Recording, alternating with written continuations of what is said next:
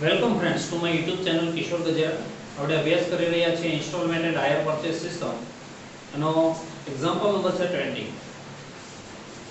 આ very most IMP કરજો મિત્રો. આની ત્રણ વિશેષતા છે. પહેલી વિશેષતા એવી છે કે કેશ પ્રાઇસ નથી આપી, બીજી સાઇનિંગ અમાઉન્ટ નથી આપી અને ત્રીજી થર્ડ ઇન્સ્ટોલમેન્ટ નથી આપી. ત્રણેય વસ્તુ શોધવાની છે. On 1121, TIP Company Limited purchased a motor car on hire purchase while signing the contract paid 1/3 of the cash price of motor car. એટલે એક તૃતીયાંશ આ કેશ પ્રાઇસ મળે તો સાઇનિંગ અમાઉન્ટ મળે, પણ કેશ પ્રાઇસ પણ નથી આપી. The balance was paid in 4, underline કરજો, half yearly installments, half yearly with 15% annual interest. annual ની નીચે પણ અંડરલાઈન કરજો. ઇન્ટરેસ્ટ રેટ એન્યુઅલ આપ્યો છે પણ ઇન્સ્ટોલમેન્ટ હાફ યરલી આપ્યા છે, તો તમારે જ્યારે ઇન્ટરેસ્ટ ગણો ત્યારે 6 મહિનાનો ઇન્ટરેસ્ટ 15% લેખે ગણવાનું, એવું યાદ રાખજો. ફર્સ્ટ ઇન્સ્ટોલમેન્ટ 30 છે 87,000, સેકન્ડ 31 ડિસેમ્બર, થર્ડ 30th જૂન 22. Find out. આ ત્રીજો ઇન્સ્ટોલમેન્ટ વચ્ચેનો શોધવાનો છે અને પાછો છેલ્લો આપ્યો છે. ઘણી વખત તમને છેલ્લો ઇન્સ્ટોલમેન્ટ ન આપે તો ઉપરથી કેલ્ક્યુલેશન કરી છેલ્લો શોધીએ, કેશ પ્રાઇસ ન આપે તો ઉલટી કેલ્ક્યુલેશન કરીએ એટલે છેલ્લે કેશ પ્રાઇસ મળે. હવે અહીંયા તમે શું કરી શકો કે પહેલા સીધી કેલ્ક્યુલેશન કરવાની, પછી ઊંધી કેલ્ક્યુલેશન કરવાની, એટલે વચ્ચે તમને ત્રીજો ઇન્સ્ટોલમેન્ટ મળશે. જોજો છેલ્લે સુધી આ વિડિયો તમને એમાં જોવા મળશે. At the end of the fourth year underline કરજો 31st ડિસેમ્બર 24, 31/12/24 ની નીચે. The general entry about the depreciation of the motor car was as under depreciation account debit to motor car account. આ amount ઉપર round કરો 39,366, 39,366. અહીંથી તમારો example શરૂ થાય. The purchaser calculates 10% annual depreciation by reducing balance method. ઘટતી જતી બાકીની રીતે 10% ડેપ્રિસિએશન ગણે છે, ઘટતી જતી બાકી. તો પહેલા તો ડેપ્રિસિએશન ઉપરથી આપણે કેશ પ્રાઇસ શોધી દઈએ. જો શું કરવાનું કે suppose cash price is on 1121. અહીંયા તમને કદાચ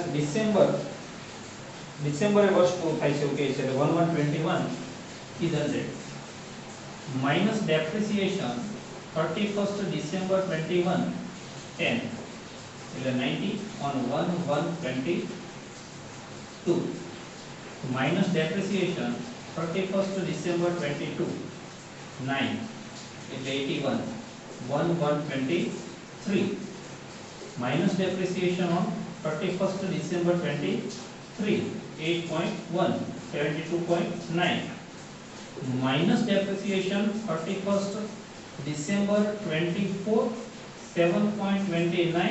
હવે માઈનસ કરવાની જરૂર નથી. તમને જે ડેપ્રિસિએશન આપ્યો છે 39,366 એ કેશ પ્રાઇસના 7.29% લેખે છે, ચોથા વર્ષે છે. તો આનાથી સ્ટેપ શરૂ કરવાનું. આના ઉપરનો જે આપણે એક્ઝામ્પલ જોયો તો 18 એની અંદર સેમ આ વસ્તુ હતી કે 7.29 ડેપ્રિસિએશન ચોથા વર્ષના અંતે હોય તો પહેલા વર્ષની શરૂઆતમાં કેશ પ્રાઇસ 100 હોય, તો 39,366 છે કેટલી, એટલે આ અમાઉન્ટ આવશે 5,40,000.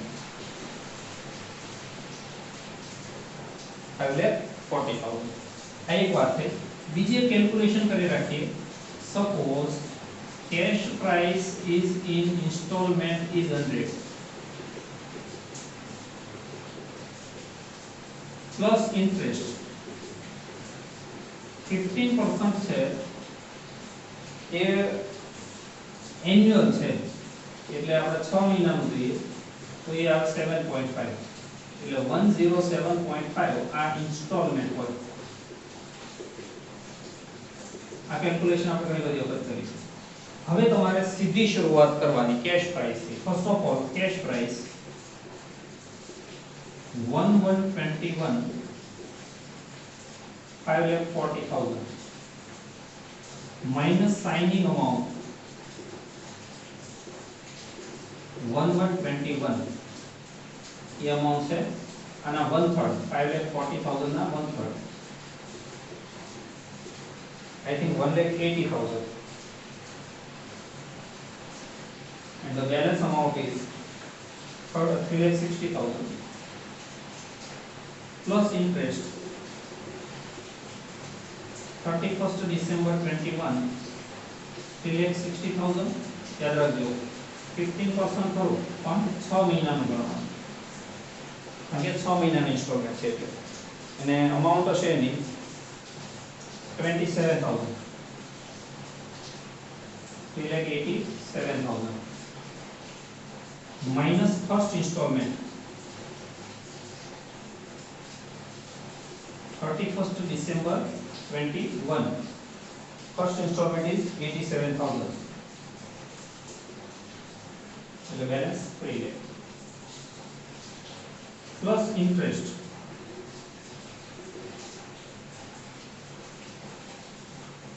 31st December 22 હવે 3 lakh into 50% into 6 months any amount આવશે 22,500 એટલે 3,22,500 minus second installment 31st December 22 second installment is 1,82,500 balance amount 1,40,000 plus interest 31st December 23 1,40,000 into 10% into 6 months 10,500 total 1,50,500 હવે મહત્વની વસ્તુ બરાબર ધ્યાન આપજો minus third installment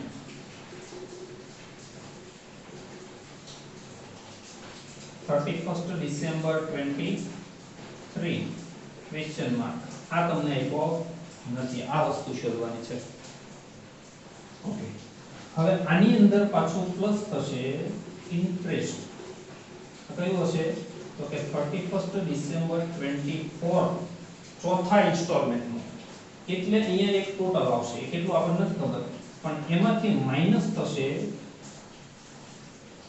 fourth installment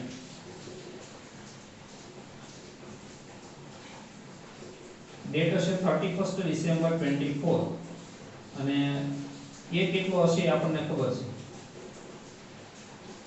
એની amount હશે 53,750 હશે ને એટલે માઈનસ 0 રકમ આવશે માઈનસ કરતા તો એવી કઈ રકમમાંથી તમે 53,750 માઈનસ કરો તો છેલ્લે 0 આવે સેમ 53,750 હવે આ કેલ્ક્યુલેશન ઊંધી કરવાની અહીંયા ઇન્ટરેસ્ટ હોય એ કેટલું હોય તો આના ઉપરથી સ્ટેપ મૂકવાનું કે 7.5 લેખે જો 107.5 ઇન્સ્ટોલમેન્ટ હોય તો 7.5 લેખે ઇન્ટરેસ્ટ હોય તો 53,750 એ કેટલું આવું ઊંધું કેલ્ક્યુલેશન કરવાની પાછી અત્યાર સુધી ઉપરથી કેલ્ક્યુલેશન હવે નીચેથી ઊંધું જોવાનું તો 3,750 આટલું ઇન્ટરેસ્ટ આવે 3,750 એવી કઈ અમાઉન્ટ કે જેમાં 3,750 પ્લસ કરો તો 53,750 આવે તો આ 53 માંથી આ 3,000 માઈનસ કરો એટલે જે આવે તે મતલબ અહીંયા 50,000 હોય જો તમે ગણો ને કે 50,000 ના 10% લેખે સોરી 15% લેખે 6 મહિનાનો ઇન્ટરેસ્ટ તો આટલો થાય 3,750 હવે આ બંને વચ્ચેનો જે ડિફરન્સ આવે એ તમારો થર્ડ ઇન્સ્ટોલમેન્ટ 1,05,000 1,05,500 તો મિત્રો આ એવો એક્ઝામ્પલ છે કે વચ્ચે તમને ઇન્સ્ટોલમેન્ટ નથી અને બીજું ખાસ ધ્યાનમાં એ રાખવાનું કે અહીંયા 6 મહિનાના ઇન્સ્ટોલમેન્ટ છે હવે તમારે શું કરવાનું છે એ સાંભળી લો prepare the following account in the books of purchaser on the basis of above information seller motor interest આ બધા જ અકાઉન્ટ આપણે બનાવ્યા છે જો તમારે સંદર્ભ જોઈતો હોય તો તમે example number I think 16 yes 16 and 7 16 અને 7 આ બે વિડિયો જુઓ એની અંદર 6 મહિનાના ઇન્સ્ટોલમેન્ટ હતા અને એની અંદર આપણે અકાઉન્ટ બનાવેલા હતા શું કરવાનું એના માટે 7 and 16 નંબરનો વિડિયો જોજો અને આ અકાઉન્ટ ખાસ બનાવજો મિત્રો thank you very much friends